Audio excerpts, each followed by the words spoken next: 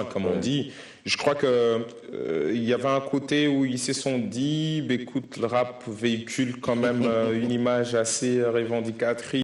Pour te dire qu'il s'est passé comme quelque chose d'énorme. Moi, j'étais sur la grande place Masséna quand il y a eu le lancement, je veux dire, l'ouverture des Jeux, et le 7 septembre dernier, et, il y avait Kerry James qui avait en réalité, tous les bons rappeurs connaissent ces morceaux qui est carrément devenu hymne, mais ça a créé une énorme polémique là-bas, parce qu'il faut savoir que cette ville est quand même, la ville de Nice, Côte d'Azur, est tenue par les gens de droite, et on sait que le maire est sorti de sa réserve, parce que le lendemain, ça diffusait dans tous les journaux que Kerry James n'avait pas sa place, le texte était trop hardcore pour eux, alors que il a toujours été hardcore. On sait en fait que c'est peut-être l'un des textes le plus humaniste qu'il ait écrit, mais bon, on trouvait que parler de la France d'en bas, parler de la France d'immigrés, pour les gens de droite, ils trouvaient que c'était vraiment une bête polémique où Madame Benguigui, qui est ministre à la francophonie, a vite fait de clore le débat en disant que le nom de Kerry James était signalé depuis très longtemps, mais que, je crois, elle parlait de M. Estrosi, qui est le député maire là-bas. Il n'avait qu'à s'y cultiver un tout petit peu plus dans le hip-hop pour connaître un peu qui est qui, parce que c'était un peu ça. Mais je crois que les décideurs avaient un tout petit peu peur de ça, on va dire peut-être ça, ou ils sont restés prudents. Ils voulaient voir le côté rap. Ils voulaient peut-être voir, parce que moi je le suggère. Graffiti. Non, moi je le suggère. Là, aujourd'hui, on est jeudi. Il faut dire que la nuit, jusqu'à la nuit de mercredi à jeudi, je viens à peine de terminer mon rapport d'activité, et je le suggère vivement. Parce que là, ils ont vu qu'avec la danse hip-hop, par exemple, mine de rien, on a fait, d'avis de tout le monde, c'était la discipline la plus flamboyante de ces Jeux, la plus fréquentée, en direct sur TV5 Monde et France O et partout. Ils ont vu la discipline de gens, le côté fair play. C'était énorme, on a à peu près satisfait tout le monde. Donc je suis vraiment en train de plaider pour qu'on ouvre aussi la partie rap, peut-être pour un premier temps, ou la partie DJing, et on va voir pour le prochain jeu en 2017 en Côte d'Ivoire. Juste une parenthèse avant de continuer. Est-ce que vous pensez que grâce à ces jeux, finalement, on pourra donner le côté positif de la culture hip-hop, parce qu'on a toujours cru que c'était vraiment cette culture qui emballait que des jeunes et des adolescents très mal élevés? Bon, mais je crois que ça, je lisais un article dernièrement qui disait il y a du bon rap, il y a beaucoup de bien dans la culture hip-hop, mais que l'industrie, en gros, ne montrait que la partie négative. Pour dire le côté, bon, pas forcément négatif, mais on va dire le côté bling-bling ou asservissement de femmes et tout et tout. La preuve, il y a quand même des rappeurs qui arrivent à se démarquer, ou des danseurs, ou je sais pas qui arrivent à se démarquer sans pour autant rentrer dans ce qu'on appelle la moule industrielle aujourd'hui, qui fait qu'il faut faire ça pour être connu, pour avoir du buzz, il faut faire ça, ou il faut se faire canarder. Je crois que il y a beaucoup de choses positives en fait à l'intérieur, surtout tout simplement le côté fair play, le côté self-made man, le côté combat de la vie tout simplement, et aussi le côté porte-étendard, à prendre la parole pour représenter les autres. Donc on va pas forcément dire qu'elle a gagné en galant, mais c'est important quand même de souligner que c'est la première fois au niveau francophone que le hip-hop arrive au niveau institutionnel. Cela veut dire quoi? Cela veut dire que les politiques, dans leur bureau climatisé, parce que souvent, on s'est toujours dit que les politiques étaient coupés réellement de la réalité sociale et surtout de la réalité de la rue et tout ce qui est hip-hop. Et là, ils se sont dit, ben, comment faire? Et écoute, on va faire appel à cette culture-là, pour un premier temps à mettre la danse, mais arriver à ce niveau, je trouve que c'est quand même quelque chose de positif. C'est qu'on peut dire que dans mon cahier de charge, il y avait le côté harmoniser tout ça, c'est-à-dire écrire des règles, établir des règles de jeu, et ça, c'était pas forcément quelque chose de facile. Mais bon, voilà, j'ai pu établir écrire de nouvelles règles pour la danse hip-hop au niveau francophone qui ont été validées par les 77 États membres, parce que ça aussi c'était quelque chose. Vous écrivez des règles, mais c'est pas un bureau qui valide cela. Ces règles vont passer de gouvernement en gouvernement, qui le valide via un bureau spécial, par exemple du ministère de leur ministère de culture respective, qui validait tout ceci, et ça m'est revenu avec quelques annotations que j'ai pris en compte, que j'ai renvoyé la copie, et ça a été opposable à tous les pays qui se sont inscrits, et c'était quand même une grande première. Donc je trouve que d'un côté, au niveau de la maturité et surtout au niveau de l'esprit de la zone francophone, c'est quelque chose qui est quand même positif. Ouais. En tout cas. Alors, nous refermons d'ailleurs cette parenthèse, j'avais dit que c'était une question de curiosité. De l'expert, très vite, Monsieur Lexus, vous êtes passé au président du jury de la discipline hip-hop. Comment vous pouvez expliquer ce transfert-là, ce changement? D'accord. C'est-à-dire que même moi, des fois, vous-même, mais vraiment sincèrement. Oui, mais sincèrement, je crois que c'était la manière dont j'avais rempli le cahier de charges.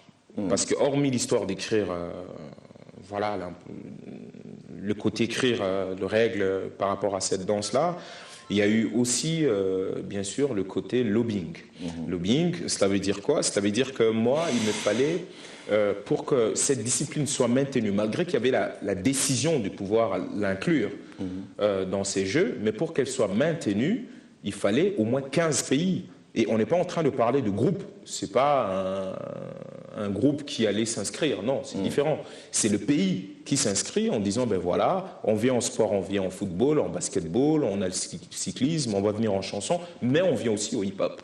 Donc, du coup, c'était très compliqué d'avoir de relais nécessaires. Mais ça, grâce à mon côté artiste, partout où je suis parti un peu, surtout en Afrique et dans le monde, j'ai toujours conservé des numéros des gens, des numéros de groupes de la place, des associations influentes qui officient dans certains pays. Donc, du coup, je suis passé par mon réseau, qui est aujourd'hui quand même assez large. Et voilà, j'ai discuté avec mon réseau pour montrer l'intérêt qu'ils aillent faire de la pression auprès de leurs ministères respectifs pour qu'ils prennent cette discipline au sérieux et qu'ils inscrivent le pays par rapport à ça, parce que je connaissais des centaines de milliers de danseurs dans le monde. Au Sénégal, je connais en Mauritanie, je connais au Niger, je connais... Voilà. Et j'ai demandé à ces gens-là, et je crois que c'est ce côté lobbying qui a fait qu'au lieu de 15 pays, il y a eu 19 pays qui se sont inscrits. Donc à partir de ce moment-là, ils ont commencé à se dire, monsieur là, je crois qu'il faut le faire confiance jusqu'au bout. Donc il y a eu ça, et puis il y a eu tout simplement le côté présent. À chaque fois, j'allais en France pour valider les lieux, conseiller sur, parce que dans mon cahier de charge, il y avait ça, conseiller sur les lieux, comment mettre la superficie des linos, de taille de scène, conseiller sur le profil des jurys, conseiller sur comment communiquer sur ça. Donc il y avait tout ça. Après qu'ils aient vu, je crois que voilà, le CIJF a décidé que ben voilà, tu pouvais faire président du jury de cette histoire-là. Et voilà, j'ai accepté volontiers parce que je sentais que c'était une responsabilité qu'il fallait relever. Est-ce qu'il y avait d'autres nationalités représentées dans le jury? Ici, dans le jury, parce qu'on était 5. Moi, j'étais président du jury, mais il y avait Abdi qui nous venait du Djibouti, il y avait Monsieur Amadou qui nous venait du Sénégal, Monsieur Bruno qui nous venait de France, et puis il y avait Monsieur Konaté qui nous venait de Burkina Faso. Bien sûr. Alors, d'accord, il y a eu ces jeux justement de la francophonie. On en a parlé un peu partout. On vous a vu, on vous a suivi à travers quelques chaînes internationales en train d'exprimer votre ras-le-bol, en train de crier au scandale par rapport au refus des visas. Voilà. Alors, comment vous avez vécu ça, déjà d'abord en interne, avant d'aller plus loin dans d'autres explications? Ben, aussi simplement que lors d'une réunion, on a été... Pour vraiment venir en amont, c'était... j'allais prendre... je crois que moi, je remontais en France les 2 ou le 3 septembre. Et je crois le 2 la nuit, mais vraiment un peu tard la nuit, il y a un des danseurs... refus de visa pour la France, hein, du moins pour ceux qui viennent de nous. Voilà. Ouais. Un des danseurs m'appelle et me dit écoute, monsieur Dende, il y a un problème.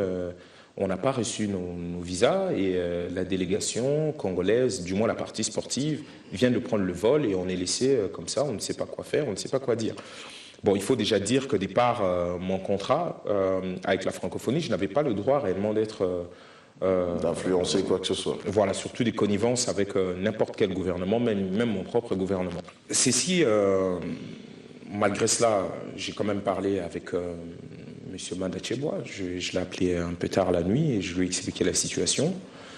Et bon voilà, en tant que responsable, il m'a dit qu'il devait avoir les tenants et les aboutissants vite fait pour essayer de comprendre ce qui se passe, mais que si je pouvais, il faut que je dise à tous les artistes de venir le lendemain matin au bureau au ministère.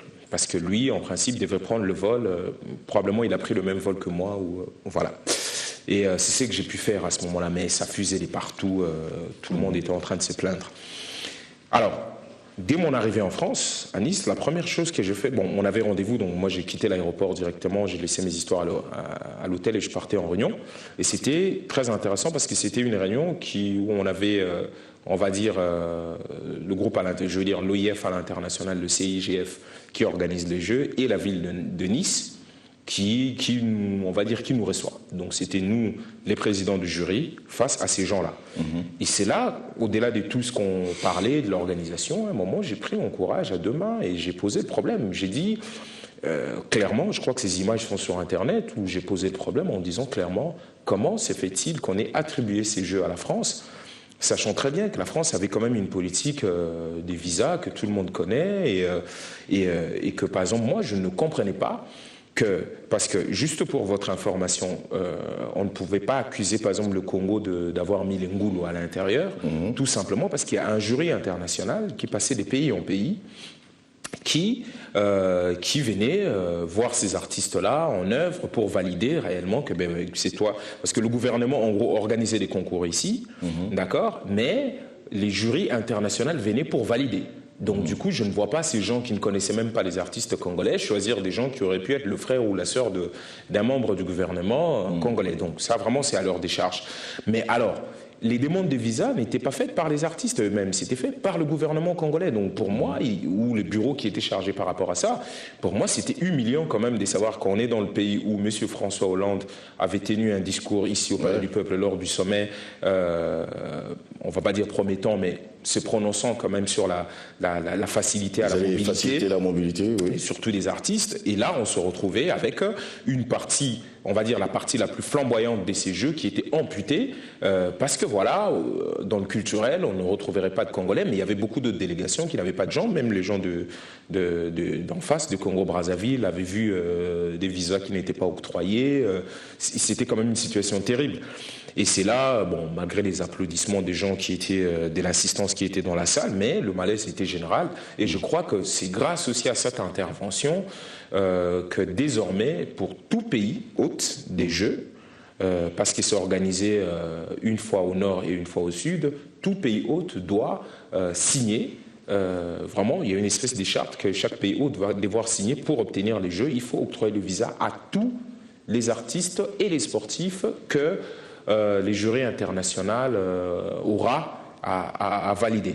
Donc on a fait du bruit. Le lendemain, il y a une lettre ouverte qui a été initiée par M. Patrick Moudeguereza. Mais tout ça, je vous dis, on a un devoir de réserve. Nous, on ne devrait même pas s'immiscer dans ça. Mais on s'est senti quand même solidaire de tous ceux qui sont restés et des refus des visas de pas mal d'artistes, et pas que congolais, je veux dire. Alors, on a initié une lettre ouverte que tout le monde devait signer et en conférence, Mme Benguingui avait reconnu un tout petit peu de la maltraitance de la délégation congolaise par rapport à faite par l'ambassade de France en RDC. Je crois qu'à partir de là, que ce soit elle, que ce soit le bureau de M. Laurent Fabius, étaient d'accord de pouvoir faire quelque chose par rapport aux artistes congolais surtout, qui n'avaient pas obtenu leur visa. Donc tout devait être fait le lendemain. Le lendemain, j'ai suivi ça personnellement. Les artistes étaient invités à l'ambassade de France, du moins un certain nombre d'entre eux. À l'heure où ils partaient, on essayait de s'arranger avec M. Thomas Prosperger. J'étais dit ça avec un devoir des réserves que moi j'avais. Bien sûr. Avec le bureau de M. Thomas Prosperger, Excel Voyage, on s'était convenu qu'il arrive à donner quand même des réservations parce que l'ambassade l'exigeait. Donc je crois que c'est entre ces deux moments, le temps que la délégation d'ici aille à l'ambassade déposer d'autres preuves qu'ils avaient besoin pour l'octroi des visas, qu'on aurait appris que le Congo venait d'être amputé des 10 athlètes qui venaient de se faire la belle en France. Et là, je vous jure, l'acharnement médiatique qui a suivi, le nombre de coups de fil que personnellement j'ai reçus pour répondre à la presse, parce que c'était, bon monsieur, tu faisais le grande gueule par rapport à votre délégation. C'est ça, moi je vous repose d'ailleurs la même question. Et là, qu'est-ce que tu nous dis? Est-ce que la France avait raison, avait tort de ne pas avoir donné de visa? Si vous me reposez la même question, je vous repose la même question. Mais je vais te répondre avec le même plaisir que j'ai répondu aux autres. Je vais te dire que dans les heures qui ont suivi l'annonce de leur départ, j'avais mis sur Facebook que j'avais la honte. Mais après quelques temps, je me suis ressaisi. Parce qu'il fallait répondre à la presse. Et je n'allais pas faire dans l'autoflagellation. J'ai pas l'air maso quand même. Je suis pas un masochiste.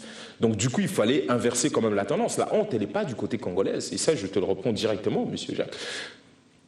qu'est-ce qu'on nous offre, nous, en tant que la jeunesse du Congo? Où crois-tu sont domiciliés fiscalement les multinationales qui sont en train de gérer tout ce qui est stock d'armes que le Congo et les pays voisins ne fabriquent pas?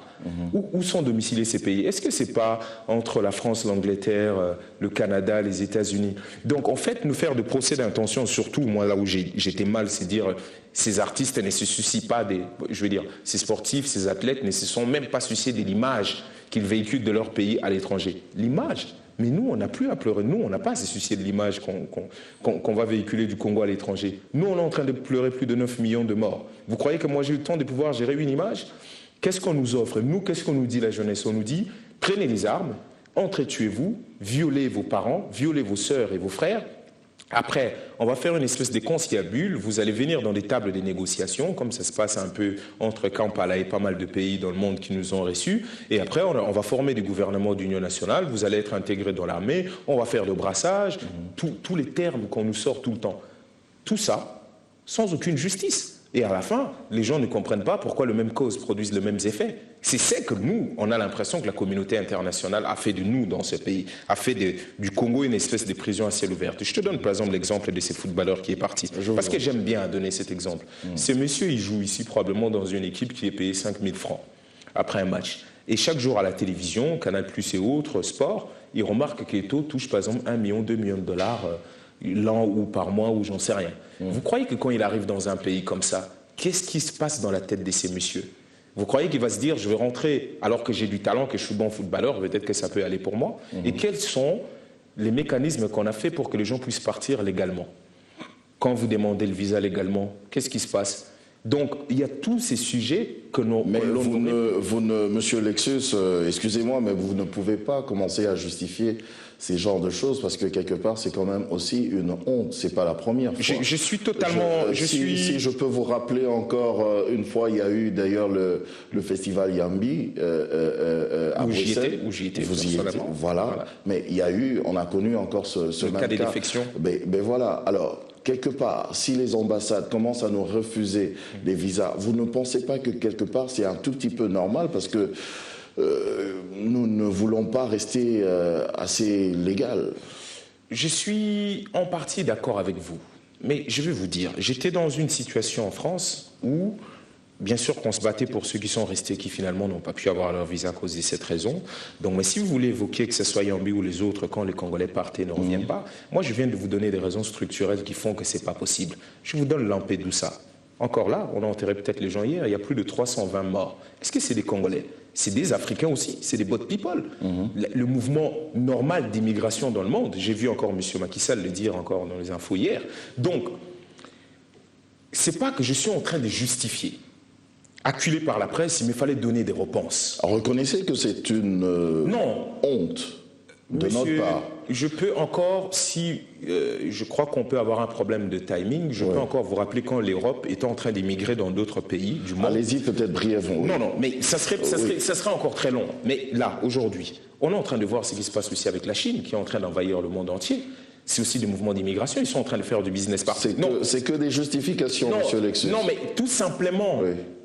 Quand je suis en train de justifier ces faits, je ne dis pas que je l'encourage. Je peux te donner l'autre exemple.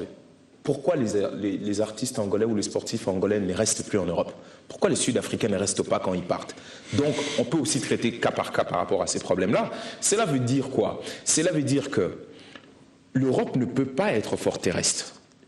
On ne peut pas avoir Frontex d'un côté avec des millions pour pouvoir contrôler est-ce que les Africains vont venir ou pas. Je crois qu'il est temps que l'on puisse ouvrir de vraies discussions concernant cette situation d'immigration. Parce qu'en même temps, on ne peut pas nous faire miroiter des belles choses d'un côté et avoir des situations quasi chaotiques dans d'autres pays si tout simplement on faisait réellement attention à ce qu'on appelle le droit de l'homme, qui ne doivent pas être utilisés comme arme pour pouvoir brimer ou casser des gouvernements ou remplacer des présidents par rapport à ça. Si réellement on l'utilisait et qu'on s'est dit, est-ce que c'est normal qu'aujourd'hui, des multinationales par exemple, qui payent des impôts dans ces pays-là, qui font fonctionner ces pays-là, et dans le pays, je veux dire, le pays où ces ressources minières sont en train d'être extraites, on ne connaît que la mort et la désolation. Qu'est-ce que cette jeunesse va dire? La jeunesse va dire, je vais suivre le cours normal où partent le coltan, manganèse et cobalt. Parce qu'a priori, là-bas, il y a des emplois. Chez nous, on est en train de prendre, il n'y en a pas. Bien sûr qu'il y a aussi la responsabilité des décideurs en place et de nos gouvernements. Mais là, je vais tout simplement dire que je ne suis pas en train de justifier ces gens-là. Je ne suis pas non plus en train d'encourager cette situation-là. Je suis en train de dire à l'Europe, en Amérique et aux autres, de pouvoir regarder de près le malaise de la jeunesse africaine, mais dans tous les domaines. Si on veut réellement arrêter cette histoire d'hémorragie, il va falloir faire un tout petit peu plus que faire des aides ou des ajustements structurels de choses que l'on ne comprend pas, parce que je te rappelle, entre le Chegué, les phaseurs ou tout ce qu'on a connu, c'est d'abord avant tout le produit des ajustements structurels de Bretton Woods et de ces institutions FMI et autres des années 80. Donc à partir de là, quand on se retrouve dans une situation où on ne paye plus les parents, on ne fait plus ici, on est dans la rue, on fait un peu du sport ou on danse, et un jour on a les visas, qu'est-ce que l'on va faire? Comment on fait pour revenir dans un pays où on sait qu'on n'a que ça? Donc je ne suis pas en train de vouloir justifier, mais ce n'était pas mon rôle à moi de jouer au masochiste là-bas, de dire que franchement, j'ai la honte de ma vie parce que les nôtres m'ont quitté. Je veux dire, il y a eu aussi des belles choses. Pourquoi cette presse-là ne s'est pas acharnée aussi à montrer d'autres belles choses qui étaient en train d'être accomplies dans ces jeux que de mettre le Congo à la une comme d'habitude, comme si c'était nous la risée du monde? Voilà. Bien sûr, nous comprenons, mais est-ce que, voilà, nous parlons bien du sport et de la culture. Alors, quelque part, est-ce que vous ne pensez pas que c'est peut-être à votre niveau, hein, vous qui avez cette facilité aussi de gérer ce secteur de la culture, vous n'encouragez pas trop non plus le potentiel culturel ou sportif que nous avons au pays? Bon, je vous parle à vous parce que vous êtes là, notre invité. Je suis totalement... Mais après, il y a aussi le gouvernement et tout ça, mais vous, en tant qu'expert... J'assume totalement, oui. Mais je vais tout simplement dire que ne mélangeons pas tout. Nous sommes des acteurs privés des associations. On fait ce qu'on peut. Je vous pose cette question parce que vous avez dit que vous comprenez que ces jeunes puissent aller là où ils peuvent quand même mais bon, après, émerger. Ils ne mélangent pas de choses. Là, on était en train de parler d'une situation un peu regrettable qui s'est passée là-bas et comment je me suis défendu par rapport à cette presse-là. Mais après, si on parle de la situation interne, mais ça, c'est vraiment une aberration totale. Aujourd'hui, on est totalement d'accord qu'en fait, il n'y a pas de cadre nécessaire pour faire émouvoir la culture ici. Ces cadres n'existent pas parce que les législateurs ne s'y attardent pas, parce que jusqu'à présent, les législateurs n'ont pas encore vu comment transformer et comment faire du business avec la culture. Aujourd'hui, on voit des pays qui ne produisent probablement pas grand-chose. On a vu un tout petit peu le Mali florissant bien avant les événements qui lui sont arrivés. On voit Ouagadougou, on voit des festivals, on voit des choses. On voit combien d'argent est injecté là-dedans parce qu'ils ont compris que ce soit le tourisme et que ce soit tout ce qui est tout simplement culture des masses, musique et autres. Ils ont compris. Chez nous, le problème, comme je venais de vous dire, les législateurs n'ont pas encore eu les flairs ou tout simplement on n'a pas de vision. Mais ça... Même vous, opérateurs culturels? Non. Nous, à notre niveau, sachez qu'on est tributaire d'un cadre juridique pour pouvoir faire un certain nombre de choses. Ça, c'est la première des choses. Mais les deux, on fait plus. En réalité, les animateurs culturels aujourd'hui ne sont que dans les associations qui sont d'ordre privé, qui n'ont rien à voir avec le gouvernement, on va dire. Aujourd'hui, on sait qu'il nous concerne, nous, par exemple, dans Racine Alternative, depuis qu'on a commencé à coproduire, à faire des ateliers, à coproduire Mimi Sud, on a fait Trophée Mungongo, on est avec le festival RDC, on est en train de produire des artistes, mais ça on le fait dans un cadre strictement privé. Mais en réalité, tout ceci devrait avoir un relais, devrait avoir un cadre juridique, devrait avoir des aides de la part du gouvernement qui fassent que, ben voilà, quand vous êtes dans ça, voici les outils qui peuvent vous accompagner. Mais ça, on le déplore. On n'arrêtera jamais de le déplorer, mais tout simplement, mais c'est aussi un problème des pays, entre guillemets, potentiellement riches. On a les yeux dans des mines, on a des yeux dans tout ce qu'on peut produire au niveau de l'électricité, cela, mais on n'a jamais les yeux dans la culture où réellement on parle du Congo. Parce qu'en réalité, si on parle du Congo aujourd'hui, on parle d'abord du Congo culturel qui, malheureusement, juridiquement et au niveau législatif, est presque vide. Parce qu'on n'a pas une loi, par exemple, en ce qui concerne la politique culturelle. Qu'est-ce que le Congo envisage dans les 10 ans, 20 ans? On n'a pas cette approche-là par rapport à la culture. Et ce n'est pas quelque chose qui est intégré. Donc aujourd'hui, si vous parlez de ça, sachez qu'en fait, ce sont des opérateurs privés qui arrivent encore à faire des choses et non le ministère. Permettez-moi, Monsieur Lexus, d'insister un tout petit peu sur cette affaire de visa. Je pose une question encore de curiosité, hein, qui se trouve même pas dans mon conducteur ici. Est-ce que, vous me répondez vraiment sincèrement, est-ce que la délégation congolaise qui devait participer là-bas aux Jeux de la francophonie avait reçu officiellement les invitations? Non seulement ils avaient reçu des invitations, mais tout à l'heure, je vous ai dit qu'en amont, il y a eu un jury mis en place par le Comité international de Jeux de la francophonie, qu'on appelle le CIGF, qui est passé ici, tout comme ces mêmes jurés passés au Cameroun, à Brazzaville, oui, dans tous les pays. Plus normal. Donc, mais ils ont eu des invitations avec des noms. Parce que le gouvernement, quand il s'inscrit, quand on vient valider, après on a les noms des artistes, on a tout ça. Et après, qu'est-ce que le comité il fait de l'autre côté à l'international? C'est d'envoyer les invitations qui leur permettent de compléter les dossiers pour l'ambassade. Donc les invitations venaient de la France. On va dire cela. On va dire ça comme ça. Et ici, à l'interne, le gouvernement a tout préparé, les dossiers, pour que la délégation puisse partir à Nice. Donc s'il y a eu refus des visas, voilà. Cela veut tout simplement dire que le gouvernement avait introduit des demandes de visa. Après, je ne peux pas te dire est-ce que ça a été introduit à temps, est-ce qu'on a respecté les règles par rapport aux documents demandés pour l'obtention de visa. Ça, je ne sais pas te le dire. Mais si tout simplement, on doit être logique, s'il y a eu refus des visas, cela veut dire qu'il y a eu introduction des demandes de visa. Voilà. Alors, vous pouvez nous affirmer ici maintenant, Monsieur Lexus, qu'il n'y a pas eu d'Ngoulou dans cette délégation? En tout cas, je ne vois pas comment ils auraient pu faire cela. En ce qui concerne, bien sûr, les athlètes et les artistes. Je ne vois pas comment, parce qu'en fait, ces noms sont signalés depuis.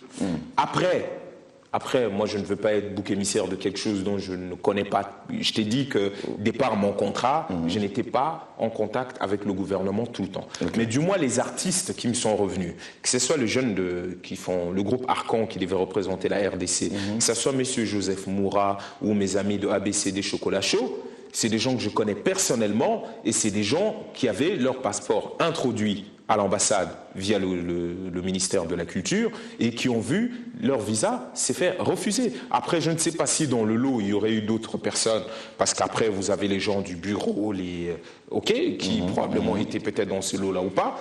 Je ne sais pas te le dire, mais du moins, les artistes qui me sont revenus sont des gens que je connais, qui ont toujours dansé. Le groupe Arcan a été une fois ou deux fois champion dans RDC, donc c'est des gens que je connais. Monsieur Joseph Moura, ça reste un photographe et quelqu'un qui fait dans le numérique qui est très avancé. ABCD Chocolat Chaud, je crois qu'ils ont été dans la discipline marionnette géante. C'est des gens dont j'ai vu quand on les a sélectionnés. Donc voilà, à partir de là, du moins pour ma part, de ce que je peux te confirmer, les artistes qui m'ont appelé, dont moi j'ai plaidé personnellement le cas que j'ai discuté avec le DIRCAP du ministre de la Culture, c'est des gens que je connais et qui normalement avaient leur nom déjà en France signalé. La preuve, des gens comme Joseph Moura et autres avaient déjà leurs œuvres envoyées déjà en France. Les œuvres étaient parties, mais les auteurs des œuvres ne sont jamais arrivés.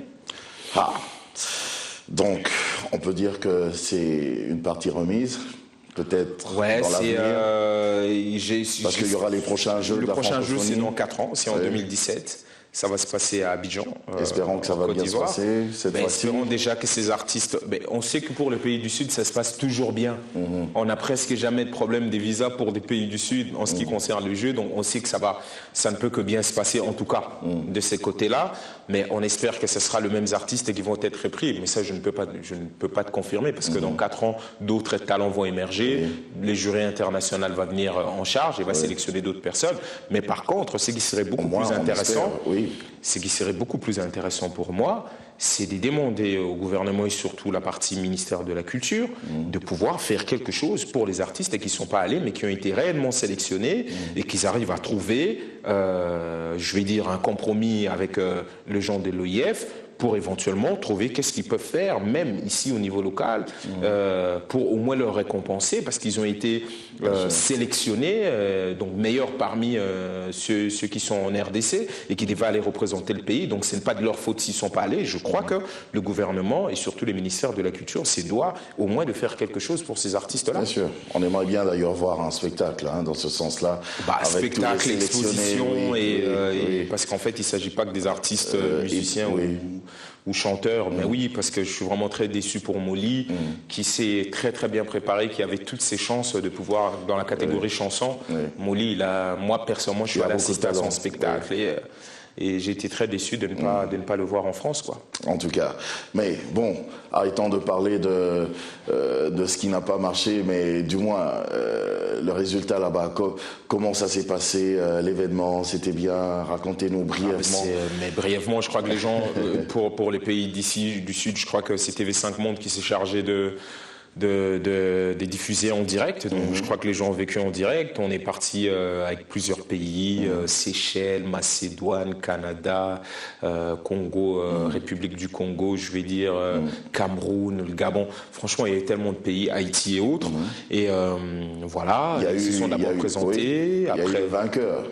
Ouais, il y a eu le vainqueur le deuxième jour. Donc en fait, en demi-finale, je crois qu'il y avait le Gabon, le Cameroun, la France et la République du Congo qui se sont retrouvés. Et en finale, c'était la France contre la République du Congo. Et c'était énorme.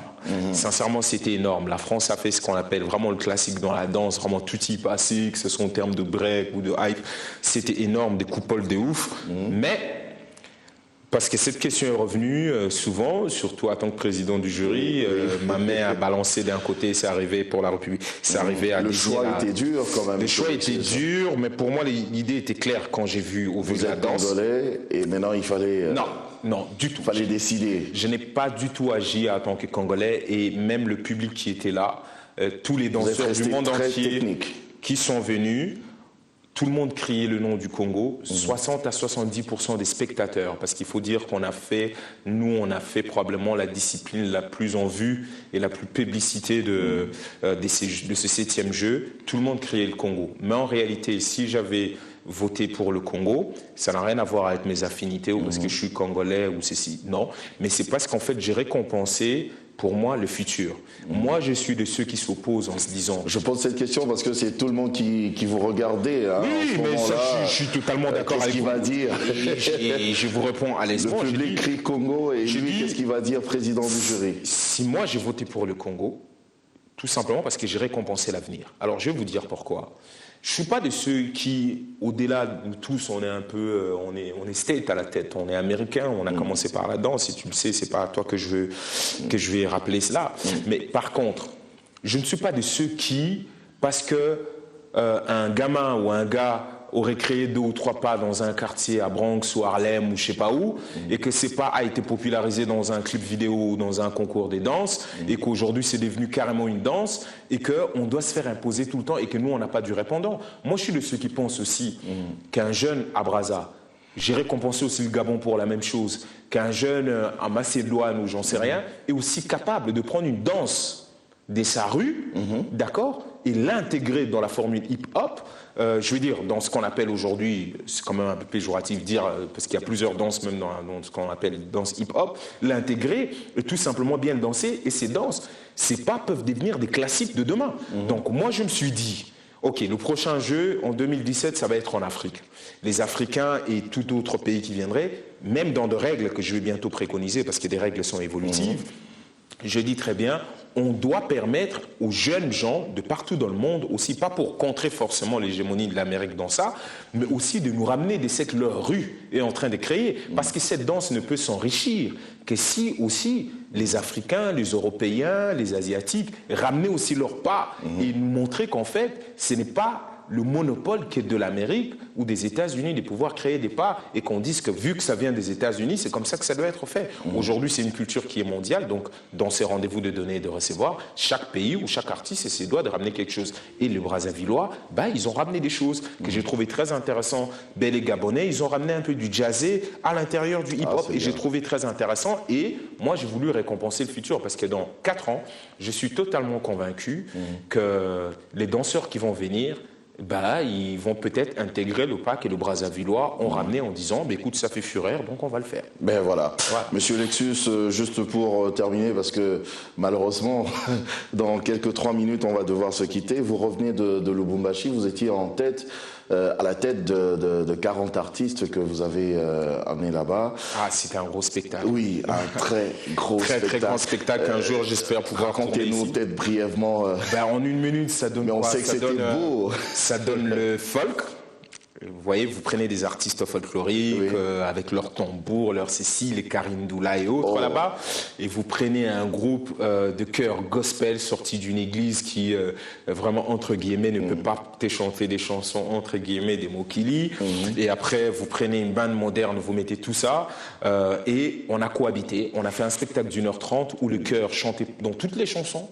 Si on chantait une chanson de Monsieur Bosco ou on chantait une chanson Karindoula, on chantait Kamalondo, c'est le chœur qui répondait. Ou si on faisait les temps de la paix, c'est le chœur qui chantait les temps de la paix avec Monsieur Djabi. Et j'ai fait inviter pas mal d'artistes, Monsieur Joe Kizi, Monsieur Jacuzzi, Madame Blaisès.